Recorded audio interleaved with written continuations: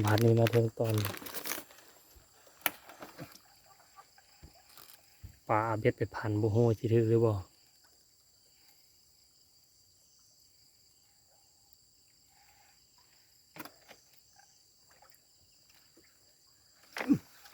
โอ้มาแล้วตลาด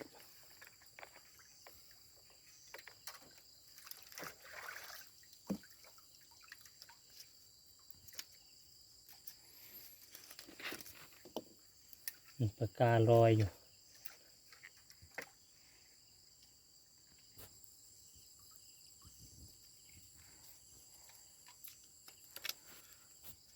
ปลาลาดกินแล้วมันพันขนาดแล้วปลาลาดเนี่ย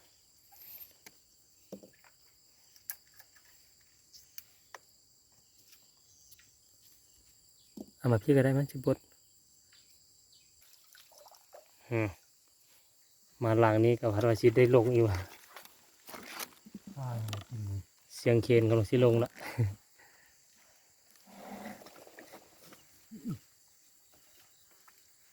ติดหลังติดกันเลยนี่มีแต่ไม้เนาะ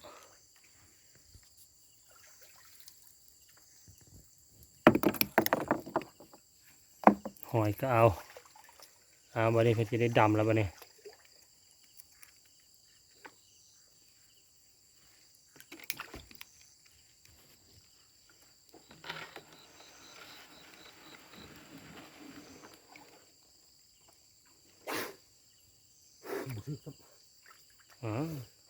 ปลาไปพันแต่ว่าได้ดำแต่ว่าบุทึก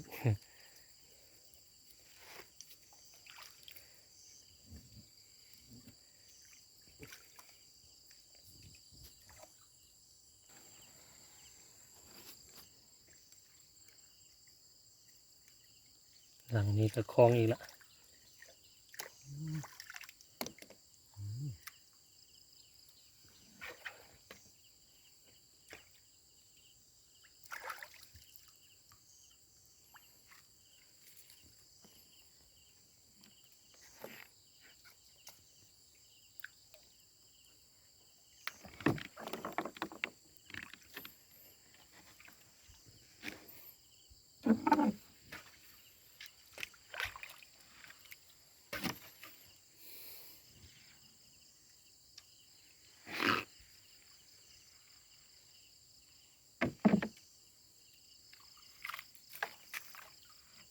ลุ้นไปเรื่อยๆหลังใดก็หลังนี้ก็จะบุทึกอีกแล้วนี่ล้น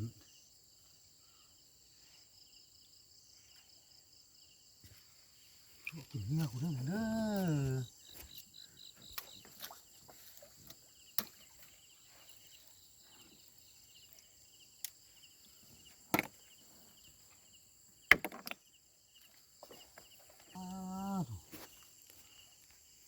หลังนี้ก็คลองอีกละเสียงเคียนก็จะลงอีกละโอ้หมานเลยลงน้ำตลอดพูดหลังมันกินแล้วหลังไส้มาเมื่อกี้กินละไส้มาบุพอเท่าใดหลังเนาะปลาก็กินละ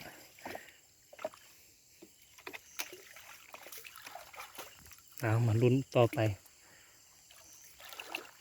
สิ่งมีแต้มบ่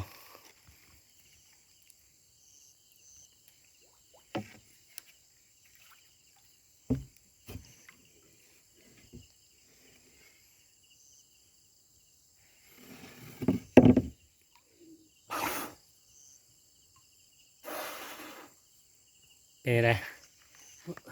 บุทึกอีกตัวดำแล้วล่ะเนาะ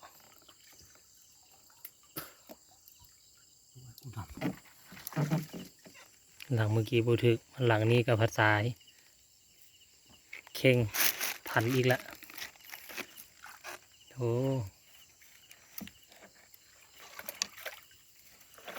เบิกแต่หมายมองใส่เนาะมีแต่ไม้ปลากินก็มีแต่พันละ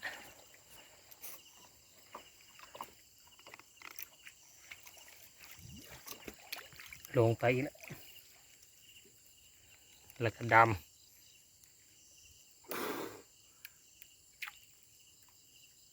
เป็นจังไดเนาะ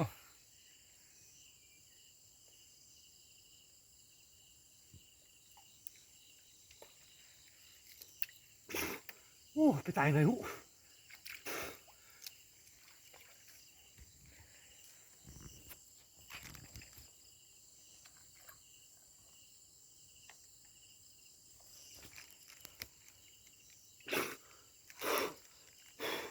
บ่เฮ็ดดีวะ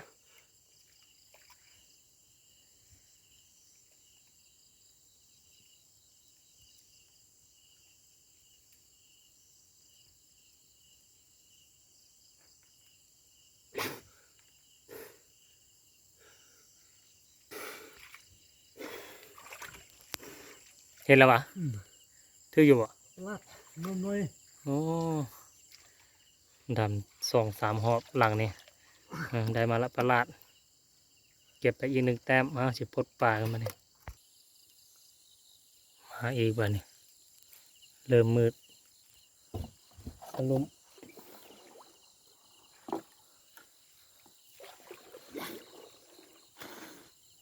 ที่ดำอีก ๆ แล้ว ลุกละ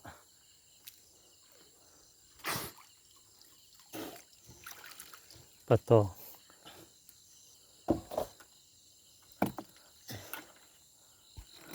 พอดีเอาขึ้นเหงาพอดีรุดเนาะ สายยาวให้ยาวว่ะ มึงอย่าไปปล่อยสายยาว ไปดู บ้านนี้เห็นแมงลังเขียว ก็เป็นเป้าหมายอีกอันหนึง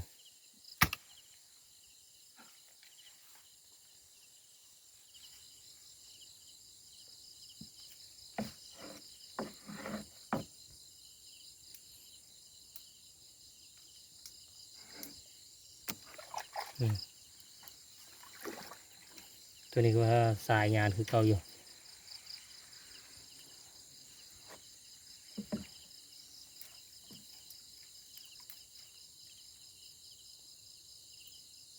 ค้างอยู่งาไม้ไปต่อ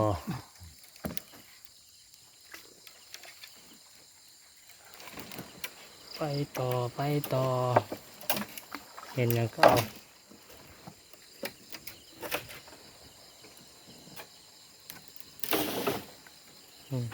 ไปวัดถุงน้ำก้อน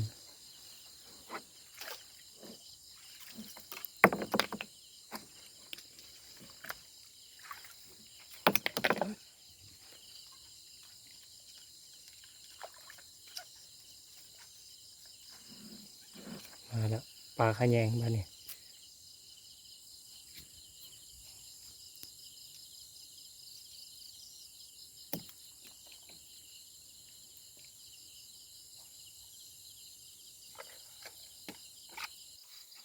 มาอีกแล้วแต้มหนึ่งปลาลัดมาชิบกดปลาบาเนี่ย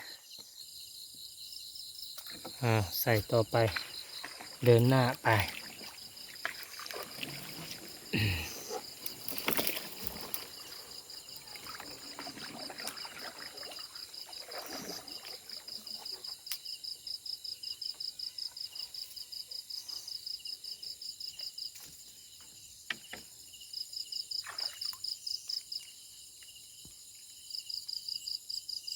โบทิก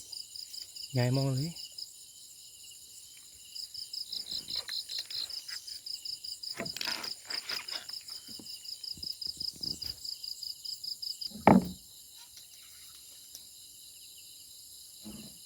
มีแต้มบ่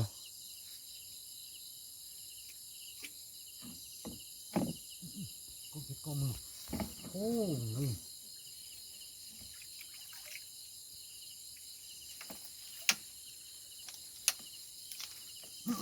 โอ้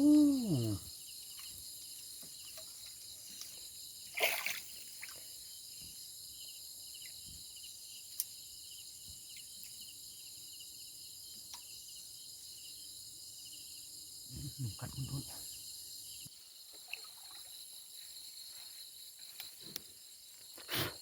เห็นหอยเอาหอย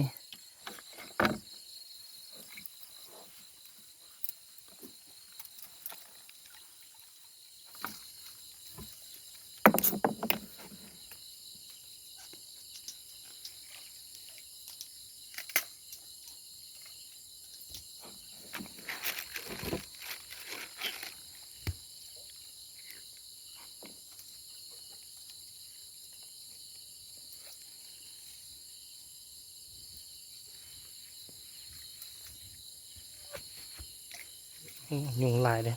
นี่เลยเกาะมือเลยเนาะโอ้ทำมันสัตว์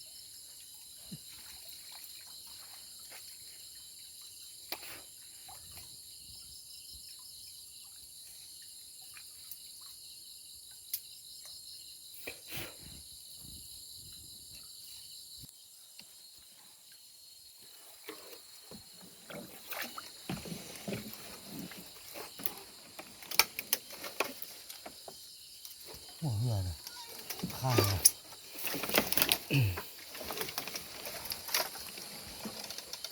ยังวะดึงก็คือเขาไป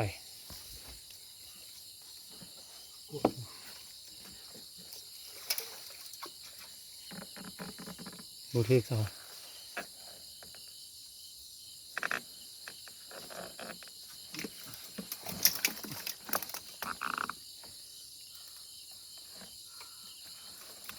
พลาด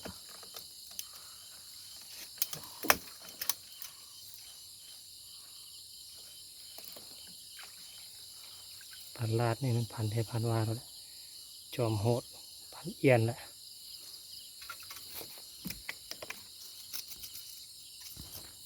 มันอยู่เนาะพอได้เก็บแต้มอยู่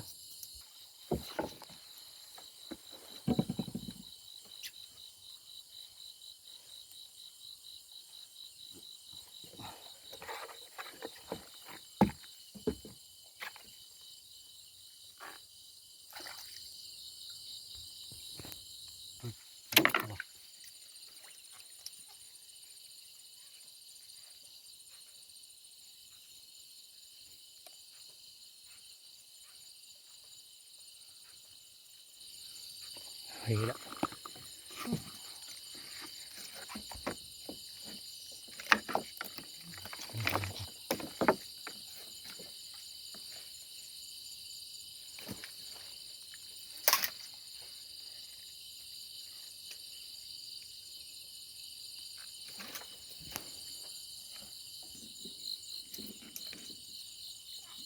มือที่เลยเกาะมันนี่ โบถือเนาะหลังนี้ก็โบถือเกาะไม้ซื่อๆ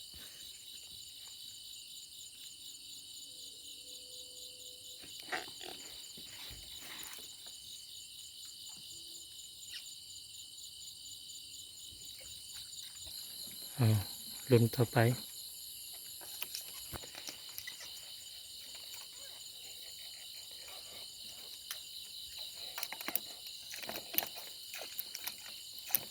ดึงขึ้นมาบ่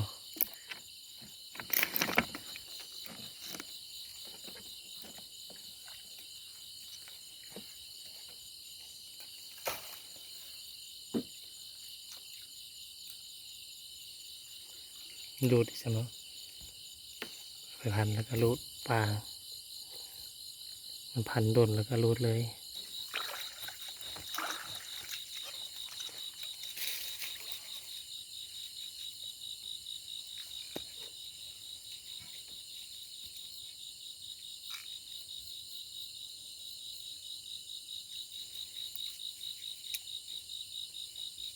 โอ้หอยอยู่คุณโบถึงเลย ไม่เงี้ยลูก เดี๋ยวตักหอยก่อน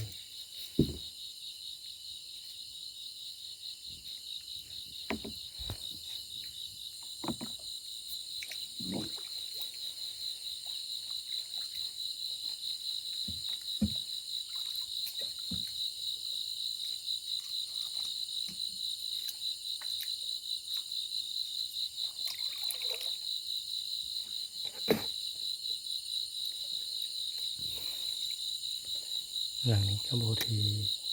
เอามาเบิ่งดูบ้านนี่มันรุนบ่ โอ้ยลูกคน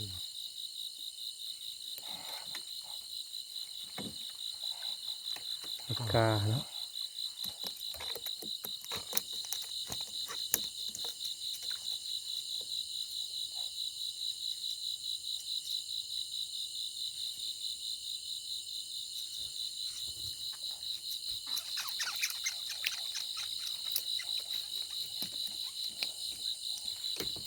ใส่ต่อไป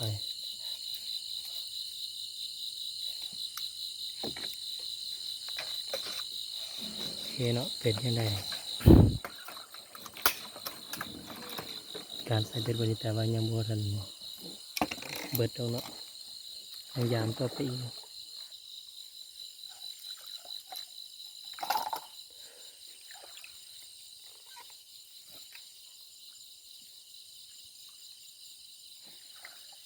นี่ดำนี่เติบหลัง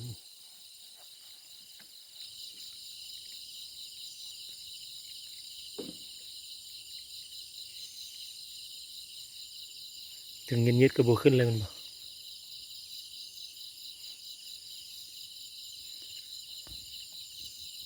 แน่นเลยนะทางหน้าเราคือจะเห็นได้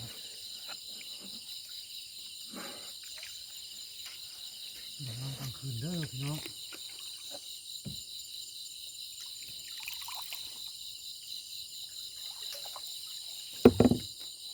ดำอีกแล้วจกอีกแล้ว ดำน้ำกลางคืนเนาะ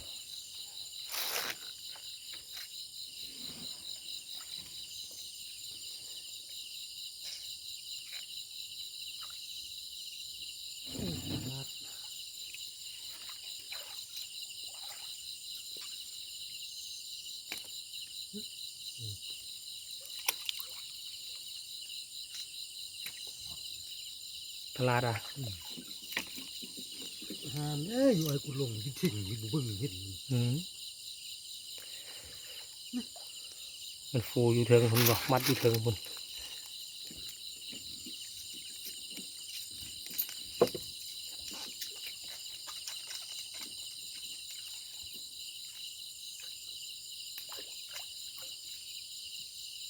พลาดน้อยเนาะ